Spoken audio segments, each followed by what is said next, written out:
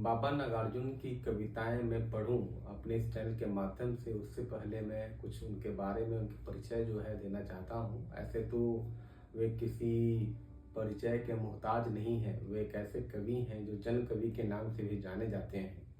और बाबा नागार्जुन का जो समय काल रहा, उन्होंने जितनी भी रचनाएं की, वे सारी रचनाएं एक प्रगतिशील विचारधारा के साहित्यकार रहे हैं। तो सारी जितनी भी कविताएं हैं जन कवि के नाम से भी जाने जाने जाते हैं। तो उनकी सारी कविताएं जो हैं वो जन से रिलेटेड, जो वास्तविकता है उनसे जुड़ी हुई कविताएं थी, लोगों से जुड़ी हुई कविताएं थी।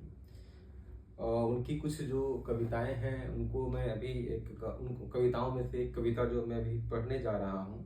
और कविता का जो सिर्फ कई दिनों तक चूल्हा रोया, कई दिनों तक चूल्हा रोया चक्की रही उदास, कई दिनों तक चूल्हा रोया चक्की रही उदास, कई दिनों तक कानी कुतिया सोई उसके पास, कई दिनों तक कानी कुतिया सोई उसके पास।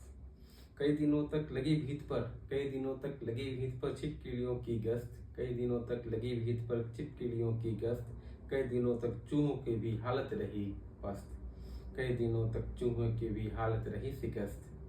दाने आए घर के अंदर कई दिनों के बाद, दाने आए घर के अंदर कई दिनों के बाद, धुआं उठा आंगन के ऊपर, धुआं उठा आंगन से ऊपर कई दिनों के बाद, धुआं उठा आंगन से ऊपर कई दिनों के बाद।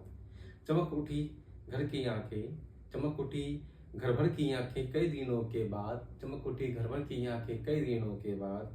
कौवे ने खुजलाई पंखे कई दिनों के बाद, कौवे ने खुजलाई पंखें कई दिनों के बाद। यह कविता जनरली तब लिखा गया था जब भारत में अकाल आया था। और अकाल के पहले और अकाल के बाद की जो वास्तविक जो दृश्य है उसको बताते हुए एक कविता लिखी गई थी। काफ़ी बेहतरीन कविता है।